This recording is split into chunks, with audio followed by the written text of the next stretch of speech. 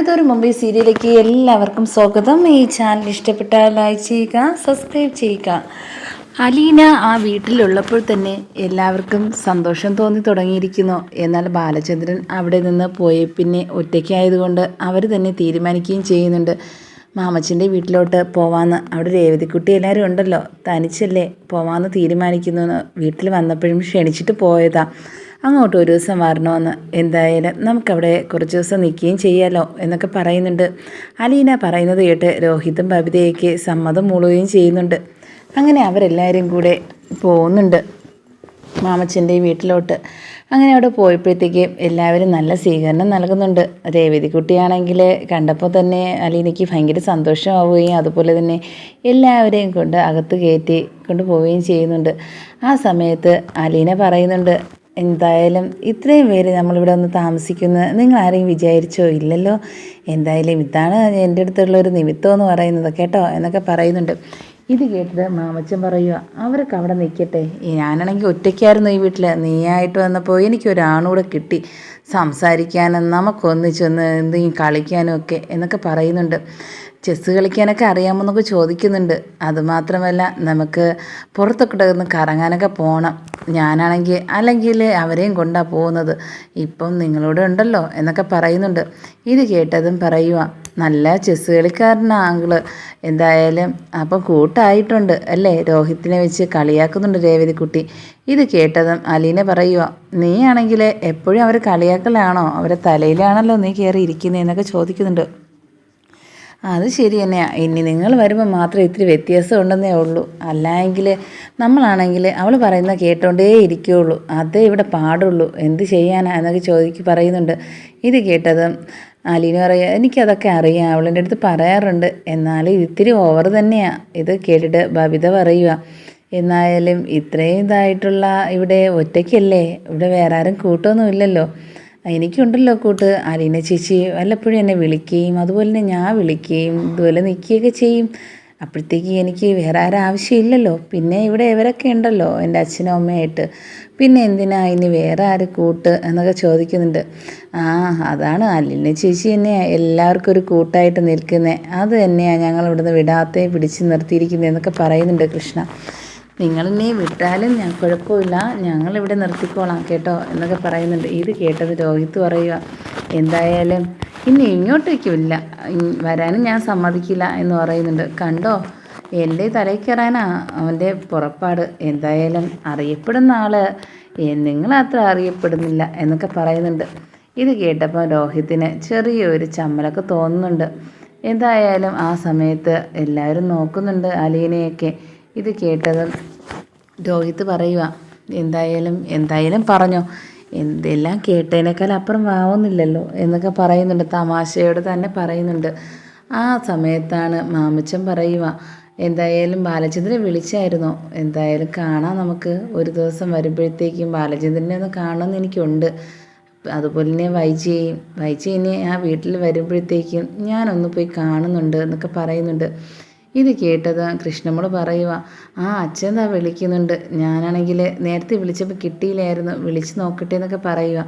അങ്ങനെ വിളിക്കുകയും ആ സമയത്ത് ബാലചന്ദ്രന് ആക്സിഡൻ്റായി കിടക്കുന്ന കാര്യമൊന്നും ഇവരൊന്നും അങ്ങനെ അറിഞ്ഞില്ലായിരുന്നു. അലീനയുടെ അടുത്ത് പറഞ്ഞപ്പോഴത്തേക്കും ചെറുതായിട്ടൊരു ചെറിയ ആക്സിഡൻറ്റ് പറ്റിയിട്ടുള്ളൂ, പേടിക്കേണ്ടതൊന്നും ഇല്ലെന്നാണ് പറഞ്ഞത്.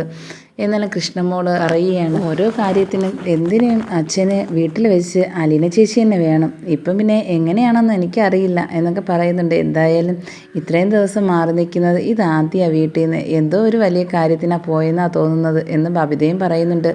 അത് അമ്മയടുത്തുള്ള ദേഷ്യം കൊണ്ട് അതോ മാറി നിൽക്കുന്നതോ ഒന്നും അറിയില്ല എന്ന് രോഹിത്തും പറയുന്നു. ഇത് കേട്ടതും മാമച്ചൻ പറയുക, എന്തായാലും അവർ പോയിട്ട് വരട്ടെ, ഏതെങ്കിലും നല്ലൊരു കാര്യത്തിനായിരിക്കും പോയത്, അതുകൊണ്ട് വിഷമിക്കേണ്ട കാര്യമൊന്നുമില്ല, ഇവിടെ എല്ലാവർക്കും സന്തോഷമായിട്ടങ്ങ് കൂടാം വരുന്നത് വരെ എന്ന് പറഞ്ഞിട്ട് എല്ലാവരും മുകളിലേക്ക് കയറി പോവുക. രോഹിത്തിനെയാണെങ്കിൽ മാമച്ചനാണെങ്കിൽ കൂട്ടിക്കൊണ്ട് റൂമിലോട്ട് കൊണ്ടുപോവുകയും ചെയ്യുന്നുണ്ട്. ആ സമയത്താണ് അലീനയെ വിളിക്കുന്നത് ബാലചന്ദ്രൻ. എന്തായാലും എന്തൊക്കെയുണ്ട് വിശേഷം, അറിഞ്ഞായിരുന്നു, വേറെ കുഴപ്പമൊന്നുമില്ലല്ലോ, ഞാൻ അങ്ങോട്ട് വരണോ, അത് നിങ്ങൾ എവിടെയാണ് എന്നൊക്കെ ചോദിക്കുന്നുണ്ട്. അതിൻ്റെ ആവശ്യമൊന്നുമില്ല, അത് ചെറുതായിട്ടൊന്ന് തട്ടിയതേ ഉള്ളൂ വണ്ടി, അതിൽ വേറെ കുഴപ്പമൊന്നുമില്ല, പേടിക്കേണ്ട ഒരു കാര്യമില്ല, പിന്നെ ഇന്നലെ വിളിക്കാൻ പറ്റിയില്ലായിരുന്നു, ഹോസ്പിറ്റലിലൊക്കെ ആയിരുന്നു, അതുകൊണ്ടാണ് ഇപ്പോഴായിട്ട് റൂമിൽ എത്തിയതേ ഉള്ളൂ എന്നൊക്കെ പറയുന്നുണ്ട്. ഇത് കേട്ടതും അലീന പറയുക, എന്താ പറ്റിയെന്ന് എൻ്റെ അടുത്ത് ഇതുവരെയായിട്ട് കറക്റ്റായിട്ട് നിങ്ങളൊന്നും പറയുന്നില്ല. ഇവിടെ അടുത്തില്ലാത്തതുള്ള കാര്യം അതാ. എനിക്കാണെങ്കിൽ അറിഞ്ഞൊന്നുമില്ല, ഒരു സമാധാനക്കേടുവാ. അപ്പോൾ മോള് വിഷമിക്കേണ്ട കാര്യമൊന്നുമില്ല, ഇവിടെ കുഴപ്പമൊന്നുമില്ല. അങ്ങനെ ഗംഗാധരനെയൊക്കെ കാണുകയും ചെയ്യുന്നുണ്ട്. ആ സമയത്ത് വൈജയുടെ സഹോദരനെ കാണാൻ പോകുന്നുണ്ട്. അവിടെ പോയി കാണുകയും കൂടുതൽ ചോദിക്കുകയും ചെയ്യുന്നുണ്ട്. വൈജയുടെ ആ ഒരു കാമുകനെക്കുറിച്ച് ചോദിക്കുന്നു, പേര് പറയുന്നു, സ്റ്റാൻലി ജോസഫ് എന്ന് പറഞ്ഞു കൊടുത്തപ്പോഴത്തേക്കും ഒരു ദേഷ്യവും സങ്കടവും എല്ലാം കൊണ്ട് അവിടെ ഇരിക്കുകയും ചെയ്യുന്നുണ്ട് ബാലചന്ദ്രൻ. എന്നിട്ട് ബാലചന്ദ്രൻ പറയുക, നിങ്ങളെല്ലാവരും കൂട്ടുനിന്ന് ഇങ്ങനെയെല്ലാം ചെയ്തു വെച്ചിട്ട് എൻ്റെ തലയിൽ കെട്ടിവെച്ചു, എന്നെ ഒരു മണ്ണിനെ പോലെ കളിപ്പിക്കുകയായിരുന്നല്ലേ നിങ്ങളെല്ലാവരും എന്നൊക്കെ ചോദിക്കുന്നുണ്ട്. ഇത് കേട്ടതും ഒരു എന്താ പറയുന്ന അറിയാതെ സങ്കടത്തിലിരിക്കുക. നിങ്ങളെപ്പോലെ ഓരോ സഹോദരന്മാർ മതിയല്ലോ ഓരോരുത്തരെ നശിപ്പിക്കാൻ എന്നൊക്കെ പറയുന്നുണ്ട്. ഇത് കേട്ടത് ഗംഗാധരനും പറയുന്നുണ്ട്, എന്തായാലും ശിവനും രാജീവിനെയൊക്കെ വിളിച്ചിട്ടുണ്ടായിരുന്നു, അവർ പറഞ്ഞായിരുന്നു ഒന്നും പറയണ്ട എന്ന്. പക്ഷേ ഇപ്പോൾ എൻ്റെ അടുത്ത് വന്നതുകൊണ്ട് എനിക്ക് പറയാതിരിക്കാൻ പറ്റില്ല. പക്ഷേ എന്തിനാ ഇനി അവരെയൊക്കെ അന്വേഷിച്ചിറങ്ങുന്നത്, അതിൻ്റെ ആവശ്യം എന്താ എന്നൊക്കെ ചോദിക്കുന്നുണ്ട് ബാലചന്ദ്രൻ്റെ അടുത്ത്. അപ്പോൾ ബാലചന്ദ്രൻ പറയുക, അതെനിക്ക് കാണണം, എനിക്ക് കണ്ട് സംസാരിക്കുകയും ചെയ്യണം, അതുമാത്രമല്ല അലീന മോളുടെ അച്ഛനെ അവൾക്ക് കൊടുക്കുകയും ചെയ്യണം, അതാ എനിക്ക് ഏറ്റവും വലുത് എന്നൊക്കെ പറയുന്നുണ്ട്. ഇത് കേട്ടത് ബാലചന്ദ്രൻ വീണ്ടും പറയുന്നുണ്ട്, നമുക്ക് എല്ലാവർക്കും ഇനി ഒരു ഒത്തുകൂടലുണ്ട്, ആ ദിവസമായിരിക്കും ഈ ന്യൂസൊക്കെ അറിയപ്പെടുന്നത്.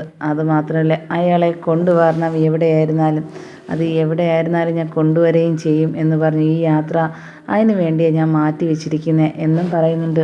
ഇത് കേട്ടത് ഗംഗാധരൻ പറയുക, ഓരോ കാര്യത്തിന് നമ്മൾ പണ്ട് തീരുമാനിച്ചതുപോലെയല്ലല്ലോ ഇപ്പോഴാണെങ്കിൽ കുടുംബമുണ്ട്, മക്കളുണ്ട്, അതിന് അവരെ കാര്യം നോക്കിയാൽ പോരെ, ഇനി എന്തിനാ പഴയതിനെക്കുറിച്ച് ചിന്തിക്കുന്നത്?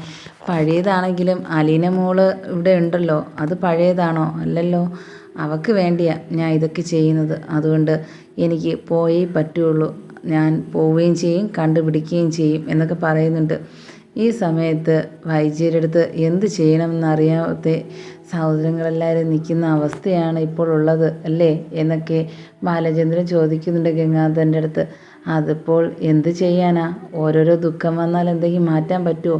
അവളാണെങ്കിൽ ഇനി അനുഭവിക്കാൻ പോകുന്നതേ ഉള്ളൂ, ഞാൻ അത് കണ്ട് സന്തോഷിക്കാനും അതിനുവേണ്ടി ഞാൻ കാത്തിരിക്കുകയാണ്, കുറച്ച് ദിവസങ്ങൾ മാത്രമേ ഉള്ളൂ ഇനി എൻ്റെ മുമ്പിൽ എന്നൊക്കെ പറയുന്നുണ്ട്. ഇത് കേട്ടതും ഗംഗാധരൻ പറയുക, എന്തായാലും കൂടുതലൊന്നും പറഞ്ഞ് വഴക്കാക്കിൻ്റെ ആവശ്യമൊന്നുമില്ല, എന്തിനാ ചുമ്മാ വഴക്ക് കൂടുന്ന, ഇതിൻ്റെ പേരിൽ പിണക്കത്തിൻ്റെ ഒരു ആവശ്യവുമില്ല. അവൾ വന്നെങ്കിൽ അവൾ അമ്മയെ കാണണമെങ്കിൽ കണ്ടിട്ട് പൊയ്ക്കോട്ടെ, പക്ഷേ ഇത് വൈജയന്തി അറിയേണ്ട കാര്യവുമില്ല എന്ന് പറയുന്നുണ്ട്.